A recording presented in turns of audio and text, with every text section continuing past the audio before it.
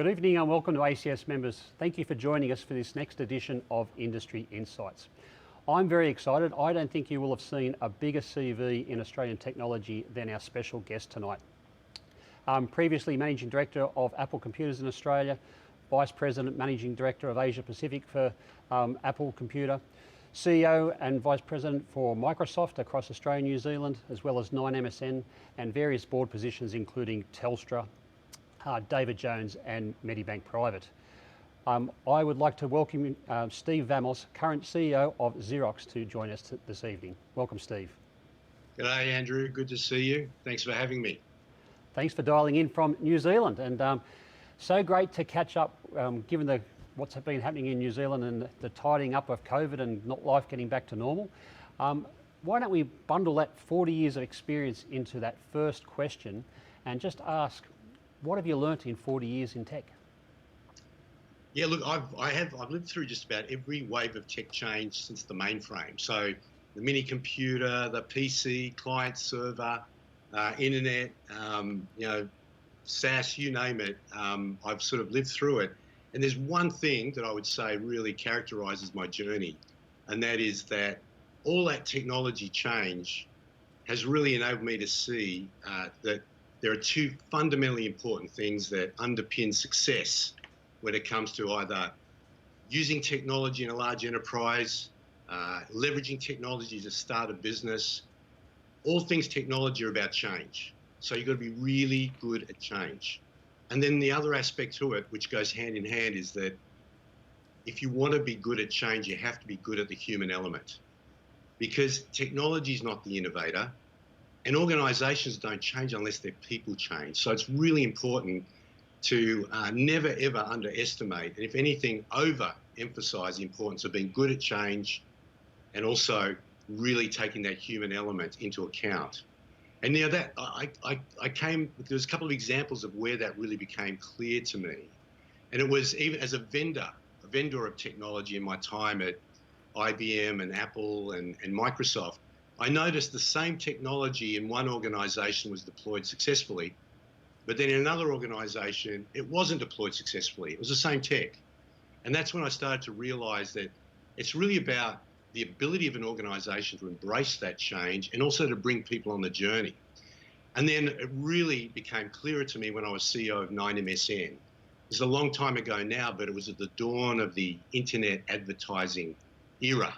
And 9MSN was built by Microsoft and PBL, putting $50 million each into creating an online business in a market that didn't exist. There was no online ad market. And all the experts were saying, online advertising will never pay, banners don't work, look what's happened 20 years later, which actually is a story in itself, because being an expert can also be very dangerous when change comes along.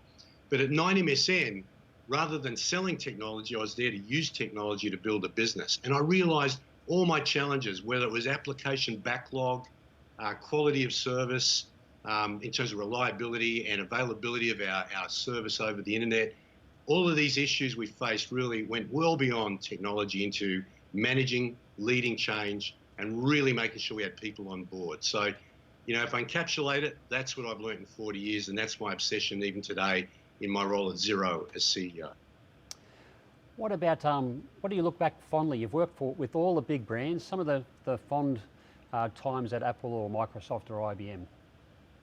Yeah, look, I mean, it's very hard to reflect on my time at Apple without thinking about Steve Jobs. So I was at Apple for 5 years and we had 3 CEOs during that time. By the way, the Apple share price got down to $17 during that time. And Apple, quite frankly, had lost the plot and was trying to chase Microsoft and Intel very, very hard and play their game rather than be different, which has always been Apple's, let's say, at the heart of what Apple is all about. And so we had Michael Spindler as CEO, and he left, and then Gil Amelio came and went, and Steve Jobs came back. So, I reflect on meetings with Steve, very fondly. I mean, it's like one of those things that gets emblazoned in your eyes and mind. It's hard not to you just can't forget that. And the first meeting we had, I was running Apple Asia Pacific at the time, and I had my peers from around the world. around a table, dining table size conference room. He walked in as interim CEO for the first time to brief us as the regional sales and marketing guys about, where he thought Apple needed to go.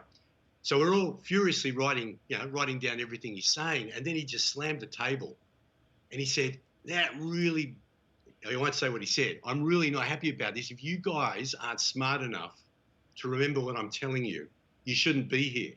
So one by one, you saw us drop our pencils and pens around the table and just put our hands down and just listen. But that was sort of a little bit of the idiosyncrasy. But what was really special was being at the 1997 offsite that he ran. It's written up in his bio, Isaacson's bio.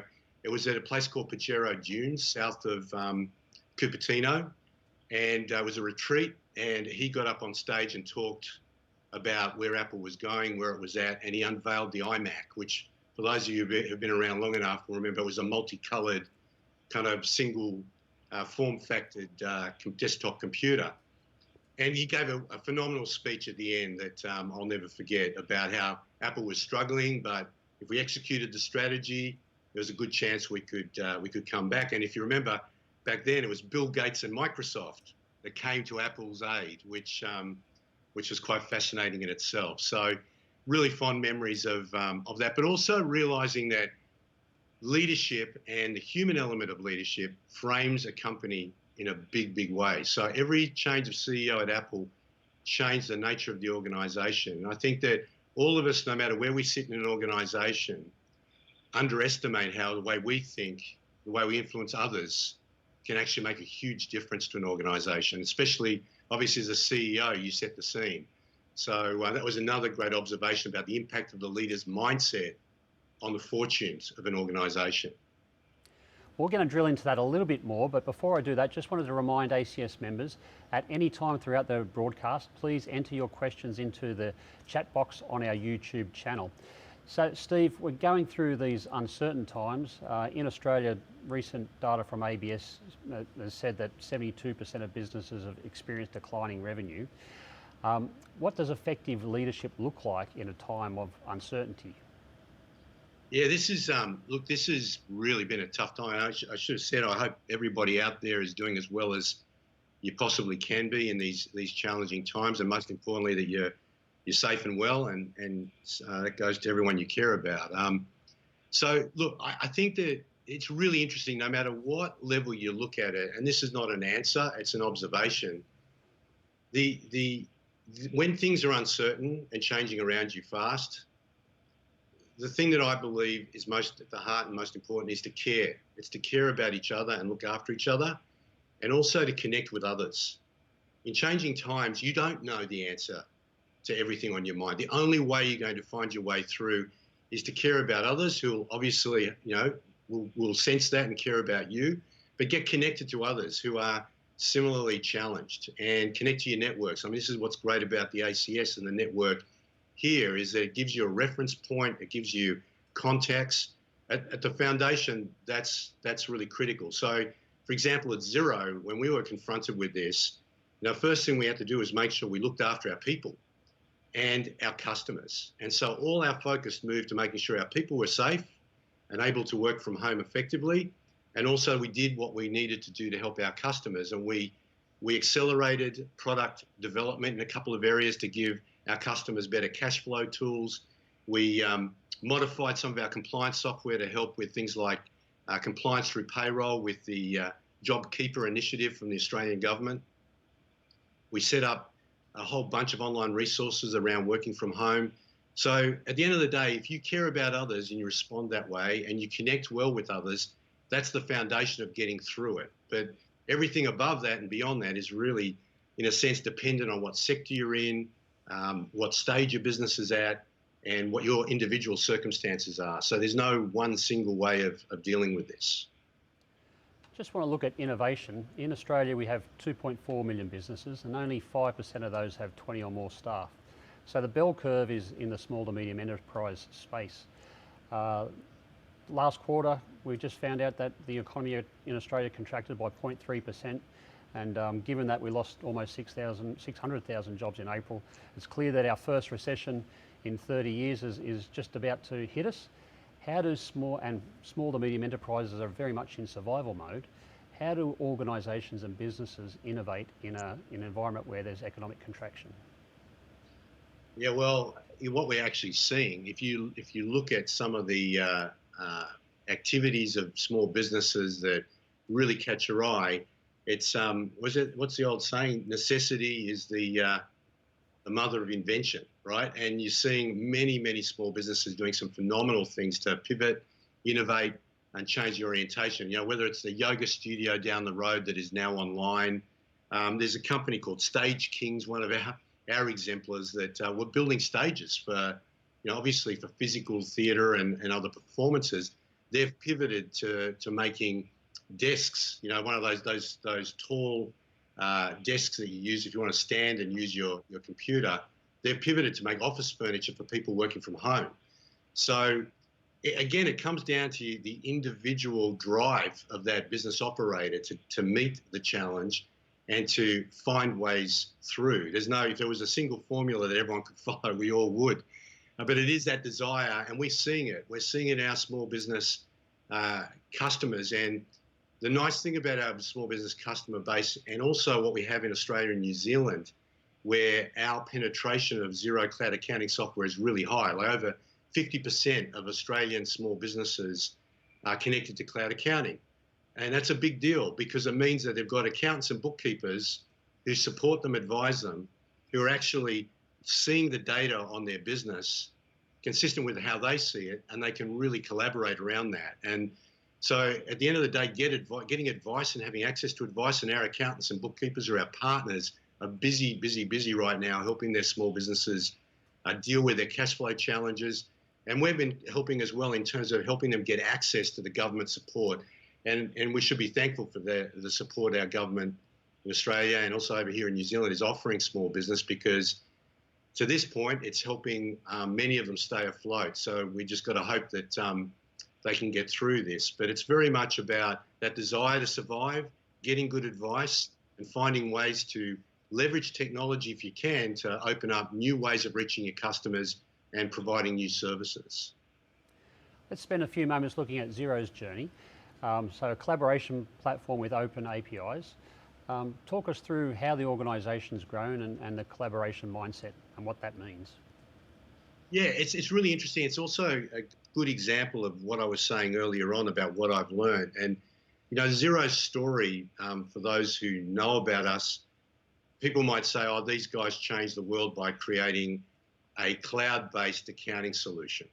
And, you know, if you look at our competitors today, the significant competitors are all desktop-based originally, who are trying to make the transition. There are different stages of transitioning to cloud. But people would say what Xero did was create a product that was really good. That's a big part of the story, but the bigger part of the story is change and people. It started off with our founder, Rod Drury, wanting to collaborate better with his accountant, Hamish. And so he was frustrated. He said, look, every time I send my accountant the data, it's out of date by the time he gets it and loads it onto his PC. So that was the original vision of collaboration. Why can't a small business and its advisor look at the same data at the same time? Now, that was then where the journey of Xero engaging and helping accountants and bookkeepers transform their practice eventuated. And it was a great opportunity there to say to accountants and bookkeepers, hey, wouldn't it be great if you're connected to your clients and you were all looking at the latest data? It would make your job more efficient.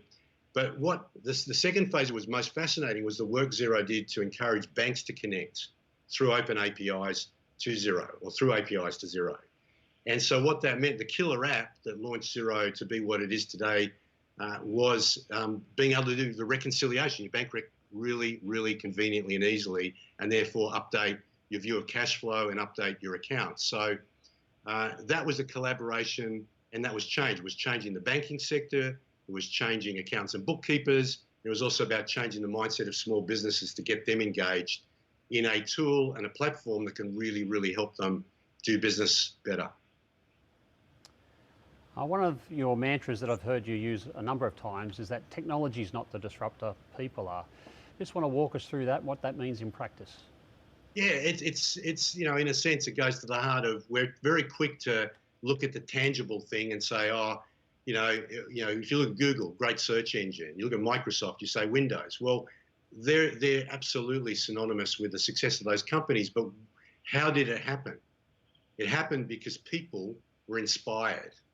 People were convicted, committed, and driven enough to make change happen, to change the world in their way, in the way they wanted to change the world. So the reason why I call that out so much is that gets lost a little bit, that we get caught up in the intangible piece of the technology itself, and we don't put enough effort into really making sure we're good at change. Change is human. If you think about it, nothing much changes unless a human speaks or writes to another human. So when you think about that, you go, okay, so it's a human thing. Well, humans' reaction to change, you're starting off behind the 8 ball already, because initially, whenever a human being is confronted with change, our default setting is to fear it until we understand it. And that's a good thing. That's why, that's survival. That's something that's instinctive, and it can be a positive, but we don't do enough to overcome it. Because once we acknowledge it, recognize fear, we can overcome it, because there's lots of fears. As people in workplaces, we fear making mistakes. We fear hurting feelings of others. We fear looking stupid, asking the wrong question. And those fears get in the way of change. And so it's really important we acknowledge that, because there's a lot of stuff being written today about what makes a great workplace, a great team, a great culture. And Google did some great research in a project called Aristotle, where they did research on teams and found the best teams have one thing in common: psychological safety. It is safe to be you in that team. It is safe to challenge others in that team. It is safe to say what you think openly in that team. And if you think about that, that's at the heart, in my view, of where it all begins and ends in terms of how successful you're going to be in leveraging technology to really produce the outcomes and the aspirations of those behind it. So, that's I guess a little bit of a snapshot into the way that I see it and think about it. Just wanted to look at, given your intimate understanding of the Australian economy, and quote the Harvard study on complexity of global economies. Australia is currently ranked 93rd in terms of complexity, and that looks at the know-how and knowledge of your people. What sort of challenge does that pose for Australia going forward, particularly in a downturn market, but also more broadly in the next 2 to 5 years? Yeah, look, it's interesting, because I did have a quick peek at that research, and it doesn't. I think rating Australia number 93 is a bit tough, to be fair. I mean, it is based on 50% of our economy being around resources, and we have, by the way, in the mining industry, we are amongst the, if not amongst the most advanced users of technology in those sectors. So it's it's not exactly, I'd be interested to see where the Canadians ended up in the list. I should have checked, but it's not really well tuned to economies that do have a big component of, let's say, natural resources.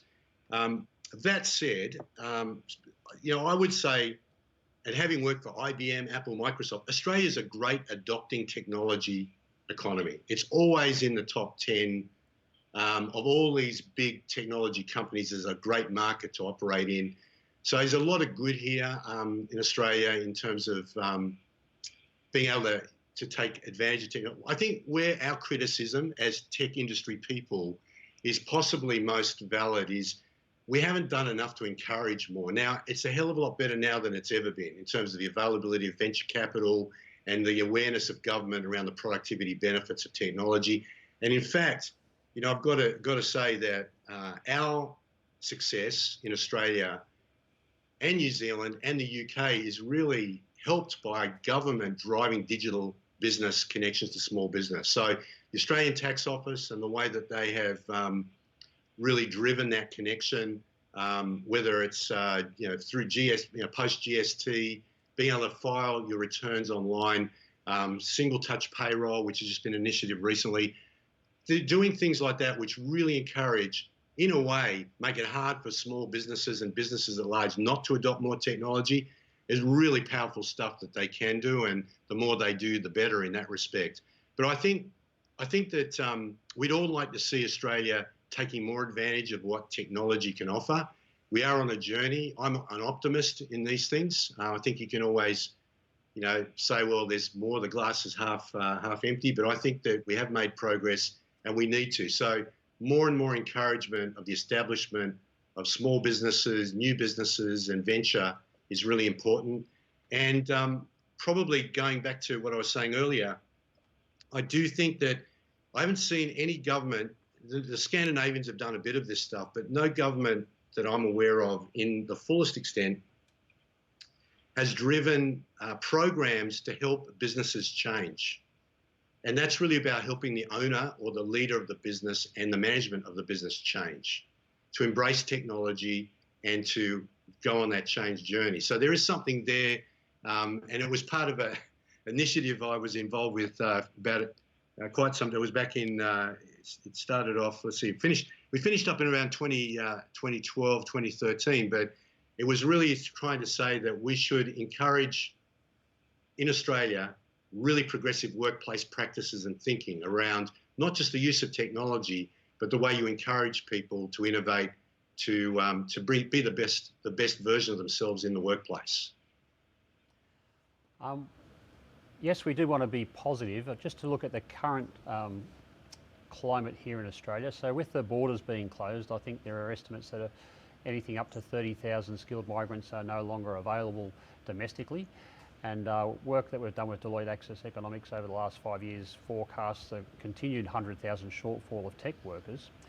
How can businesses be successful in an environment where access to tech talent is tricky? Yeah, look, this has been a long-standing issue and concern.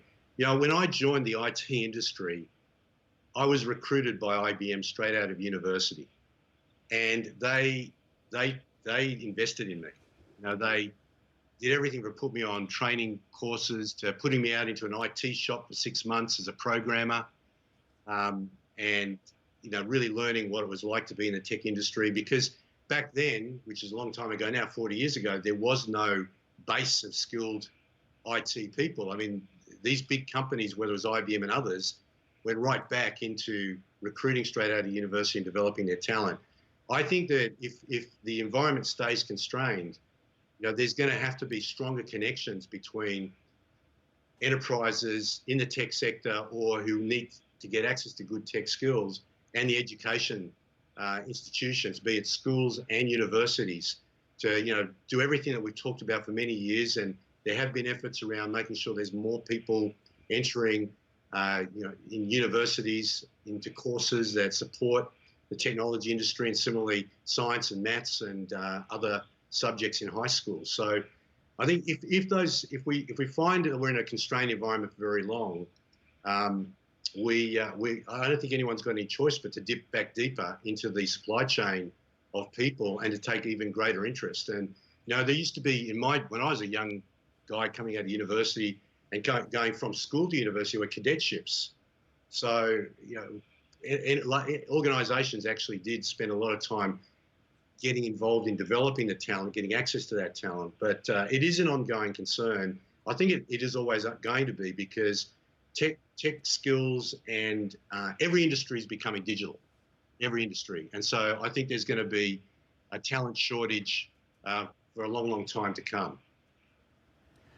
What about, I think COVID-19 taught us how important some supply chains really are. And when I think of access to face masks, to the ventilators, there was some clear breakdowns that made access to equipment really challenging. If we look in the tech sector and the top 14 economies globally, and there are billions of investments in artificial intelligence, Australia is a fair way behind. From your perspective, how important is it to build a sovereign capability in artificial intelligence here in Australia?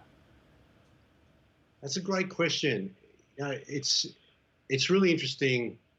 You really have to break down and I guess confront some of the realities around what's happening. In a way, the AI, machine learning platforms that are evolving at global scale, just as the tech industry has typically evolved in the past. If you look at pretty much every wave of change, it ultimately gets the platforms that really scale, are developed, and in a sense, because they require a lot of investment, they're developed by big players. And so then you say, well, does that mean there's no space for us, in Australia or in other economies if you have, let's say, the Googles, Amazon, Microsoft, those companies really dominating there? And I think it really comes down to what is your perspective on AI and machine learning, and where does that come to play? I think, again, I would have every expectation that Australian organisations will embrace and adopt what is possible. So, for example, startups that are building their business on AWS are going to get access. They get access to those tools and services that they could never build. And so then it comes down to, is it AI and machine learning that's really the key here, or is it the problem you're solving? And so I always say that with all of this stuff, big data, when we're talking about big data, which is now, we don't talk about big data as much anymore because AI and machine learning have kind of become more what we are talking about. But the truth is, big data and access to data has enabled those latest trends. If you look at those things, it's really, the key is, what problem are you trying to solve? And we should be really smart about that. I think every business should be smart about that. I think from a Xero perspective, we know AI and machine learning are going to be massive in the future of our business. So the way we're looking at it is, let's broaden the application suite that our customers use on the Xero platform. We're fortunate because we've got 800 applications on the Xero platform that are built by third parties. Let's take that and the data and really understand how we can turn the applications that are being used to serve a purpose into the source of insights and recommendations, so that 10 years from now, instead of going to Xero on a laptop and doing a report or running one of the applications that connects to Xero, you can talk to Xero, and Xero can tell you, hey, these are the top 3 things you ought to be thinking about today if you really want to make sure your business, call this customer, they haven't ordered for a while. Look at what you're selling on this product because it's slowing down in sales and not selling to how well it has been in the past. So the future is insights. It's not AI and machine learning, it's insights. It's predictive, it's insights that really help humans do what they do better and amplify what humans can do. So AI and machine learning, from a technology viewpoint, there's definitely opportunity there. I do think the platforms are going to be global scale, which is going to make it tough, as it always has been, for countries like Australia to dominate in that landscape. But in the applications, the services, and the opportunity to take those global, now is as good a time as ever for businesses to be doing that. What about your observations on the overall digital maturity of small business in Australia? Just how big is the SaaS market, not just in accounting, but more broadly?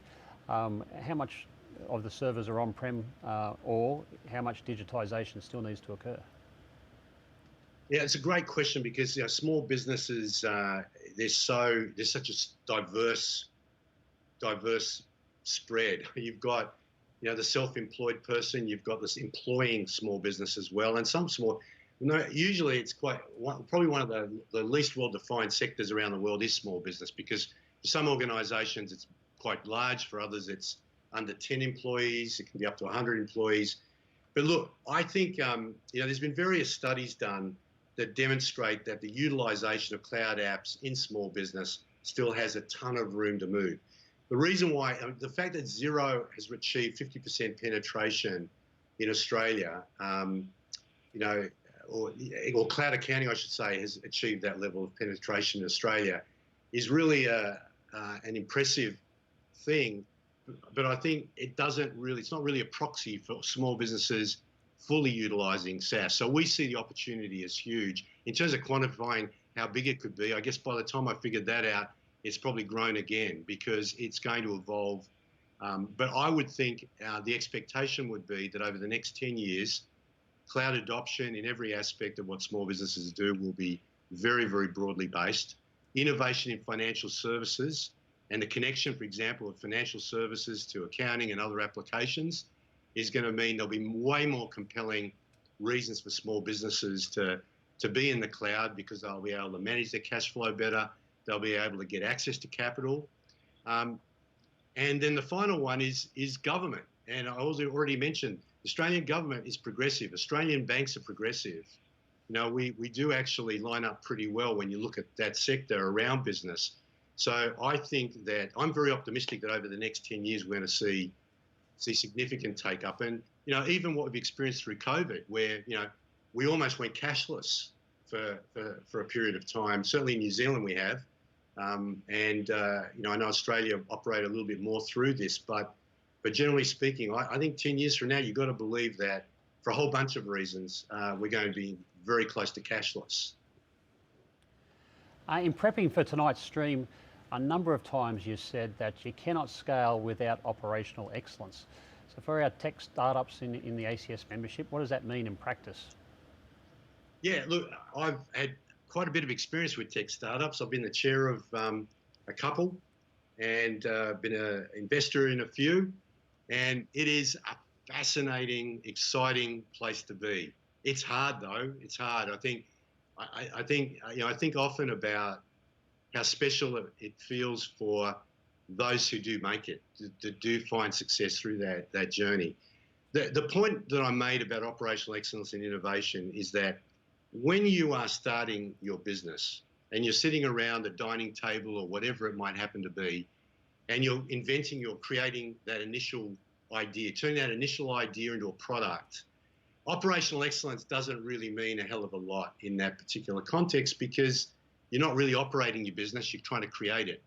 But it's not long after that you've got to get your head around the fact that operational excellence, which means doing what you do really well, is important to continued innovation. So at Xero, as we've gone from a startup to now, you know, 3,000 people around the world, we've often come up against this thing in our journey about, we don't want to implement these processes and systems because then we become corporate, we become an enterprise rather than being that cool startup. And what I keep saying to everyone is, let me tell you, the biggest obstacle to innovation once you start to scale is not having operational discipline and excellence. So for example, AI and machine learning. If you have ad hoc ways across your organization of dealing with data, it's going to be much tougher to take advantage of AI and machine learning. So the point is that as a startup founder, you know, one of the challenges I used to have as an advisor was I'd say, hey, put your thoughts down in a spreadsheet. And they'd look at me and go, why? Why do I need to put this into a spreadsheet? I say, because if you can't translate what's in here down on paper and what your assumptions are about the outcomes you're going to create, well, you know, do you really have a business? I mean, that's the point, is that you've got to be able to take what's in your head and put it down and be clear about your assumptions. And then what you'll know is what you put down in month one will be wrong. You'll know that for sure. But at least you attempted to do that. You can then look at what's changing and you can consciously evolve.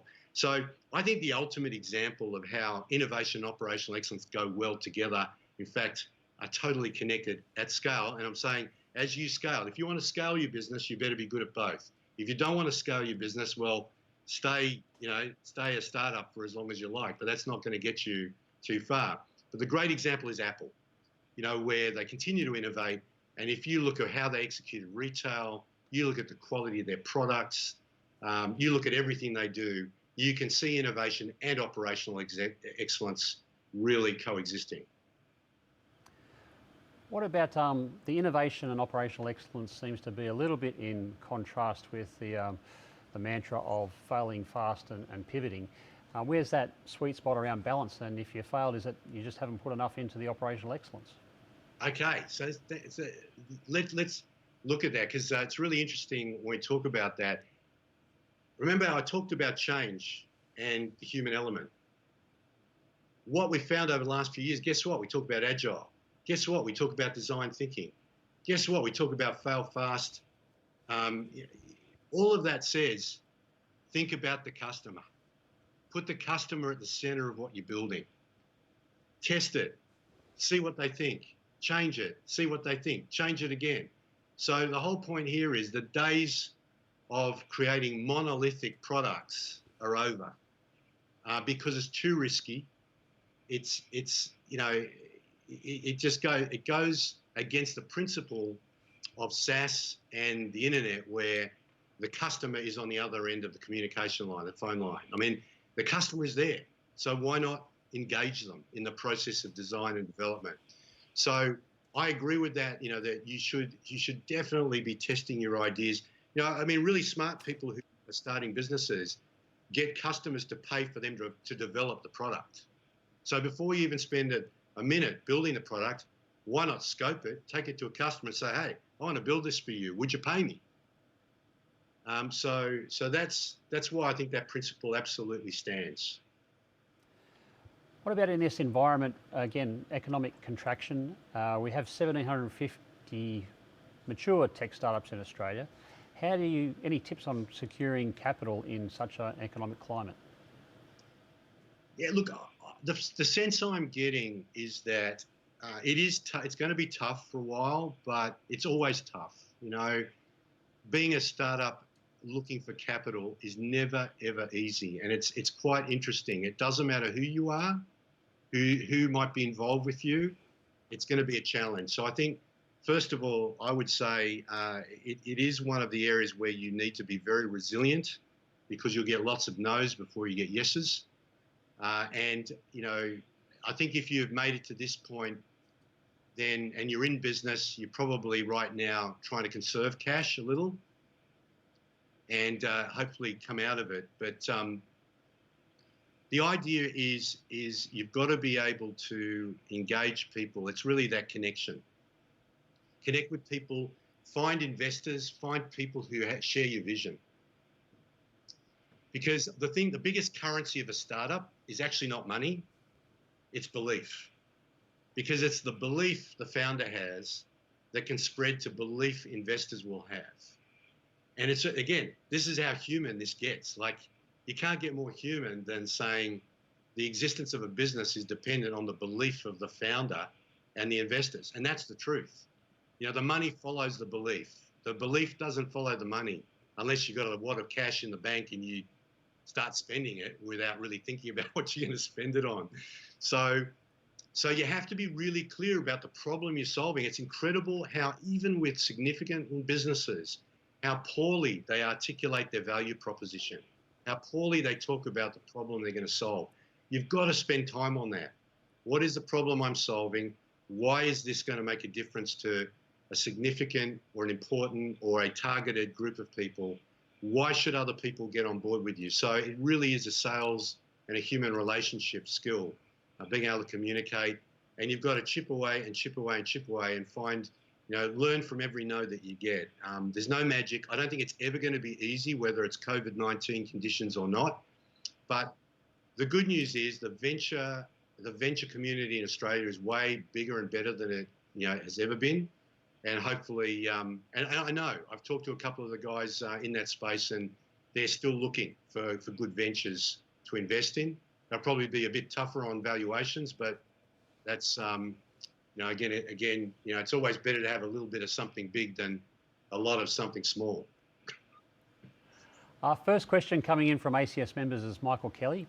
What's a mistake that you've had in your career, and what did you learn from it?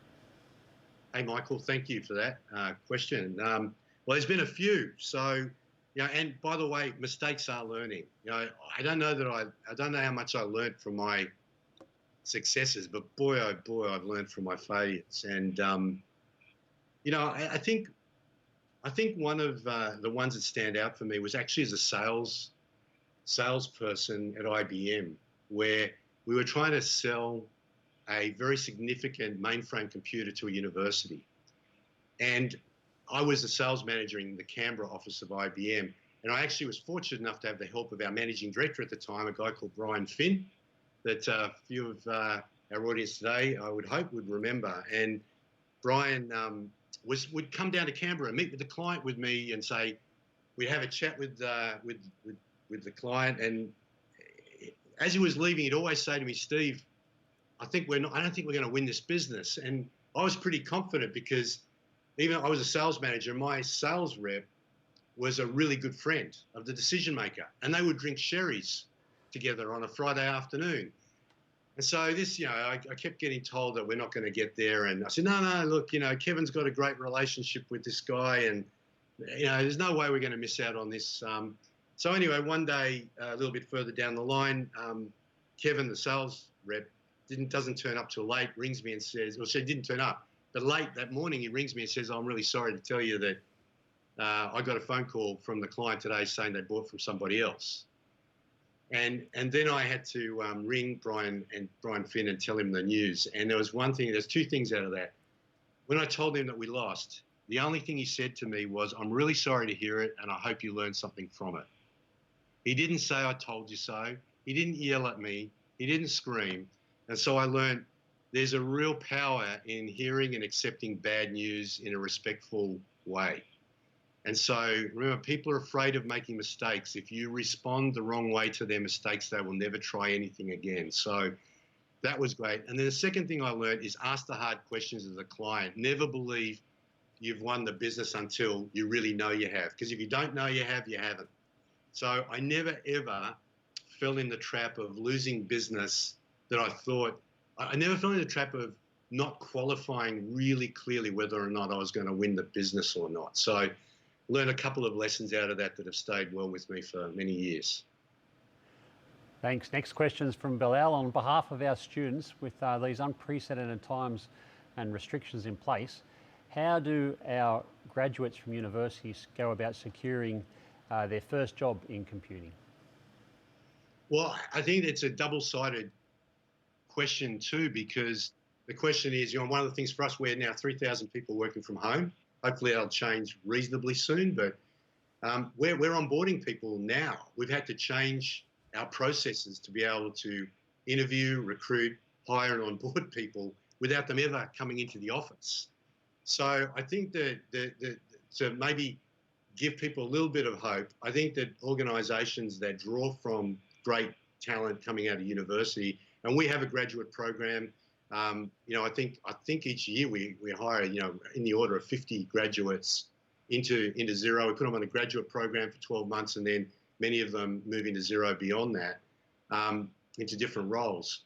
So I think that the challenge is as much how our organisation is going to recruit in these times, and those who have a real eye on the future are going to try and find a way to do that. But I don't have any magic answers. I do think it is a challenging time for those graduates, and all you can do is make the job of those organisations that you're interested in a little bit easier by representing yourself well with them and really trying to get in front of them, be it remotely if that's the only way you can.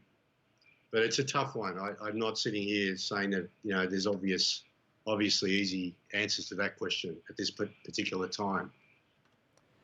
A question from Susan. How do you prepare teams to respond to criticism when they can't meet customer expectations, particularly when the better you serve, the higher they become? Well, look, at the end of the day, it comes down to how satisfied are your customers and are they moving in the right direction. I think it's a question that's probably got a little bit more nuance to it than I can kind of pick up from it literally. But my experience would be what we track, Net Promoter Scores. We also get feedback from our customers. That informs our product teams. Our customers, your best customers, by the way, are often your most critical. So it's a good thing for your customers to be tough on you and to make it clear what needs to be better. The point about that is you've got to accept those gaps in performance or functionality or meeting expectations as gifts. And so what's important is the way you respond to them internally. If you're hearing that a customer's let down, then you've just got to find out, well, why? What's happening? And clearly, if your people are trying to do the best they can, then you've got to support them in going to the next step. There's no great benefit. There's never great benefit in beating up on anybody, to be blunt. It's one of those things where the toughest things can be said in the most human ways if you take the time. So it really I need a little bit more color on the question to know what scenario or situation you're talking about. Is it a failure to do the things you said you would do, which is obviously not great? Or is it a failure to meet expectations that you're trying to meet and you acknowledge that and you're going to try and close that gap? They're different scenarios. A question from Michael. In the new hybrid model of working, how important is it for leaders to become highly effective digital communicators? Yeah, I think it's really important.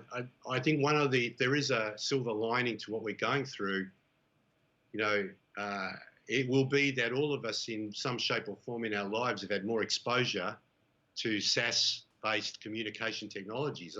I think, most people, I would think a lot more people, it's accelerating that confidence to use these tools to communicate. So, I mean, I think it's fundamental. I don't know. I don't know how you stay relevant as a leader in the world we are now living in and the way it's evolving without being proficient and comfortable working in a digital form. So it's pretty fundamental, and there's some great tools out there. We're using a lot more tools now as well that perhaps were less used because we've got product teams working in completely different locations. They're in their homes, and the theory was they all had to be pretty closely huddled up together, and we're finding ways around that using these tools. A question from Elizabeth. What skills would you say are a must-have to survive in the future of our tech profession?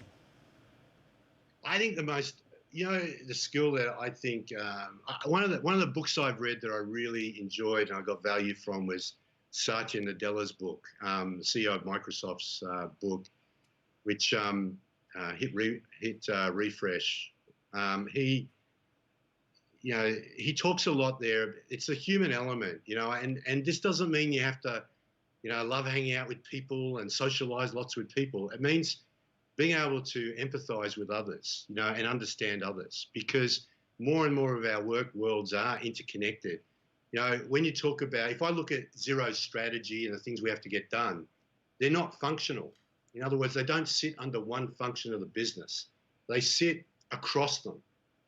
The days of optimizing your business by getting your finance function to work better, we've pretty well nailed how you run a good finance function, even though not everyone's doing it. But the upside isn't there. The upside is how that function interconnects, into your product development and choices that you make around what product you build, your investments in new markets. So it's the commerciality, which means everyone in some form needs to have an affinity with the big picture.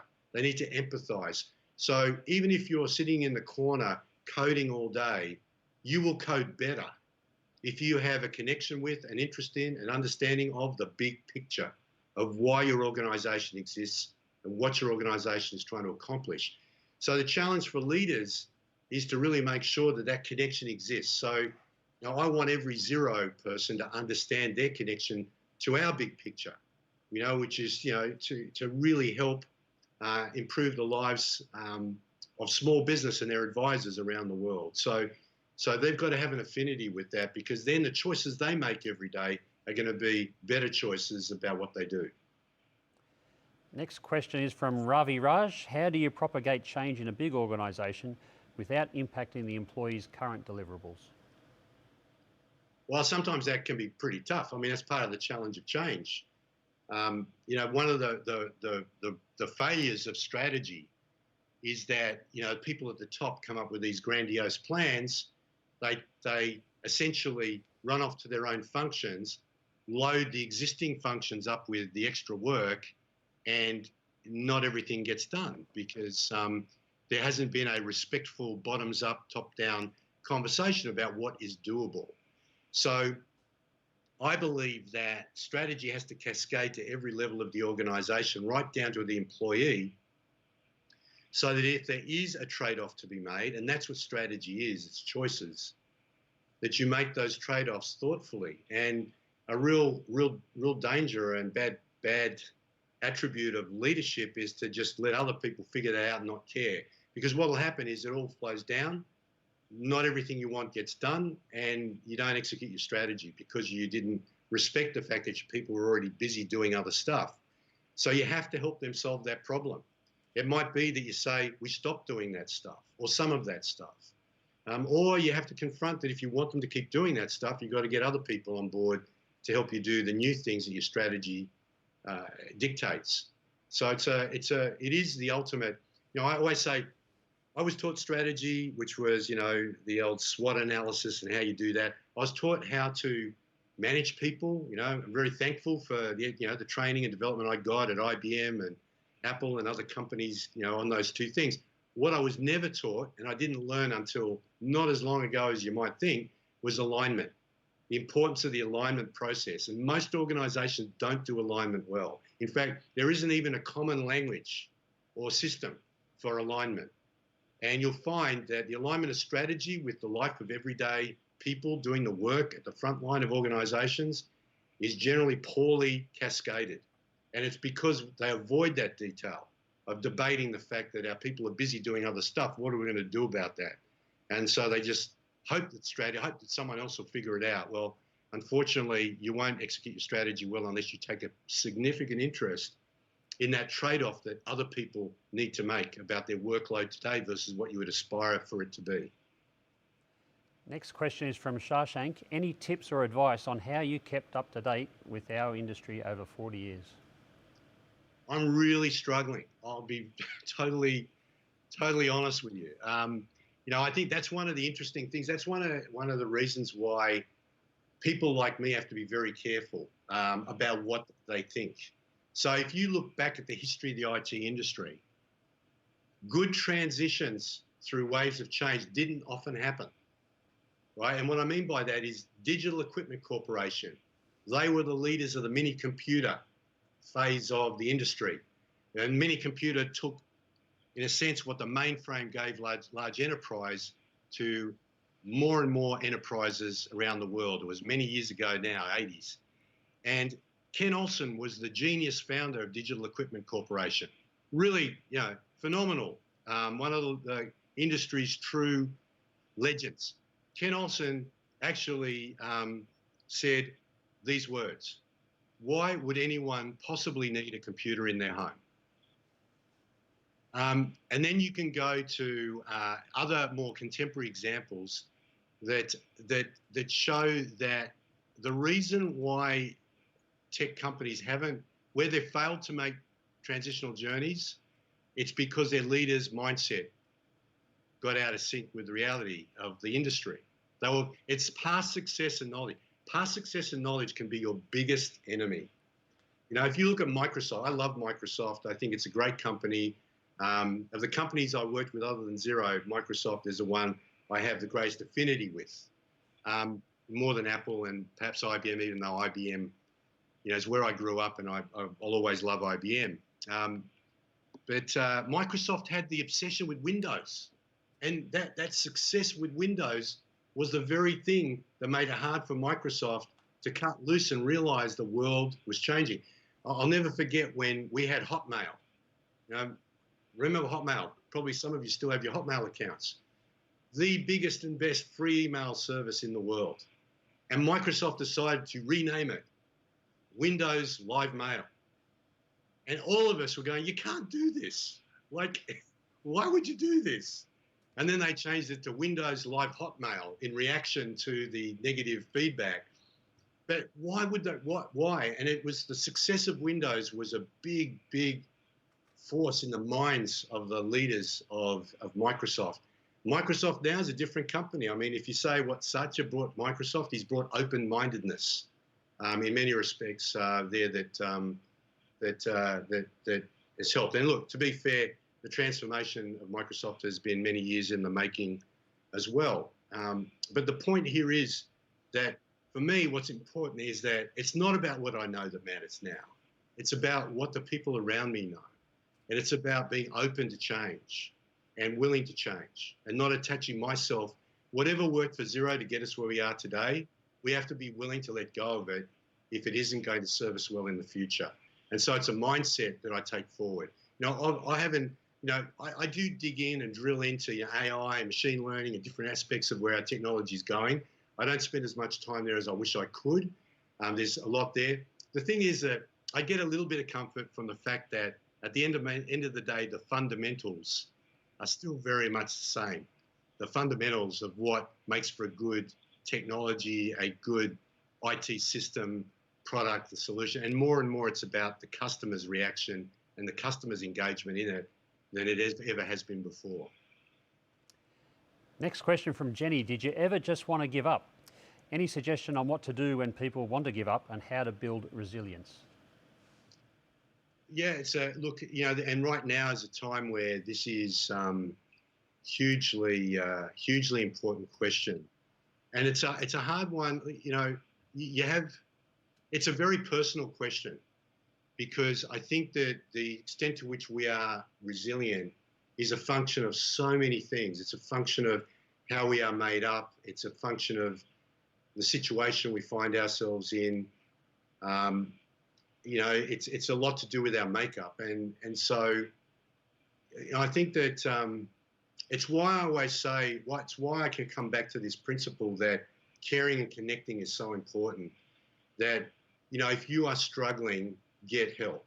Like, I really mean that. Like, do not hesitate to reach out to someone for help. And professional help. There's no shame. There is no shame.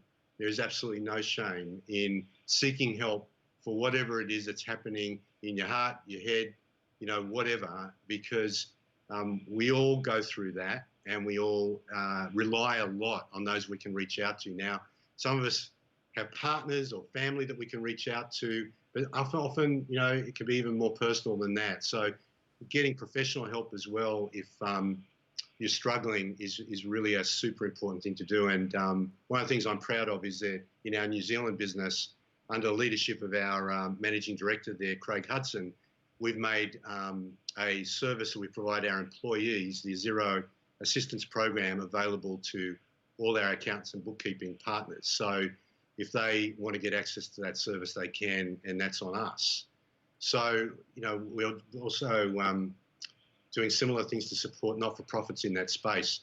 But there's no formula for how you deal with these things, because it is a personal thing, and I'm not the expert, in a sense, on the actual process by which you exercise resilience in what you face. Wish I could help more in that, but I do think it is in being connected and seeking help where you need it.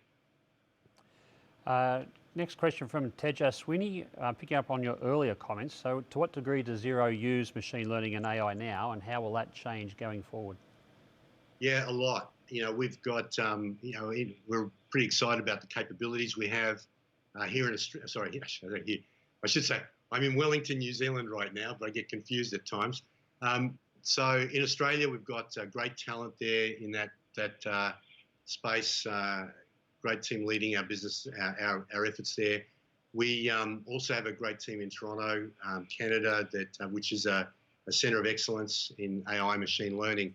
I'd say the best example is in customer support. What's interesting is that we have many contacts with our customers that come through something we call Xero Central.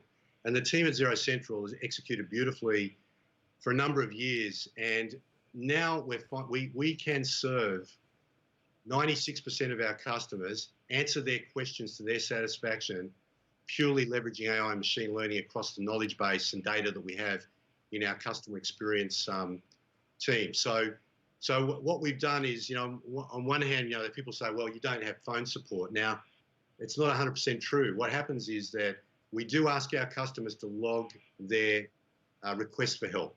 And we do that to build that database and to build that knowledge base. But then if a customer is really stuck, those 4 or 5% of customers that we do need to have a person help them, we do reach out to them. So we will call them to have a conversation about their issue and help them out. So we're using AI and machine learning in the best way to make that process effective for our customers and really efficient financially for Xero shareholders. So that would be one of the prominent examples. But right the way through our products, we're using AI and machine learning to make data ingestion a lot more efficient, to make workflows more efficient as well through the accounting and the small business process that goes with it. Thank you, Steve. We might finish with this last one from Akash, who's really keen for your own personal journey. Where is Xero today versus where you thought it would be when you first joined as CEO? What's been the differences? Yeah, look, it's where I thought we'd be. It's funny. I was fortunate in that I worked with our founder, Rod Drury, for 18 months before I became CEO. So, I feel phenomenally lucky to be, responsible and involved and working with the great Xeros around the world to take us to where we want to be. I mean, our eye is more on 10 years from now and making sure that our board, our management, our people really understand that we are long-term growth-oriented business with a lot of work to do. We're only scratching the surface of what it really means to support small business with the power of cloud accounting and cloud software. So because I worked with Rod for that 18 months before I became CEO, the work program that he and I designed together is the one that we've been executing. It's about really making sure our product teams are aligned with the customer and our commercial desires, making sure our global sales and marketing teams are aligned globally, but also executing with our local customer at the heart.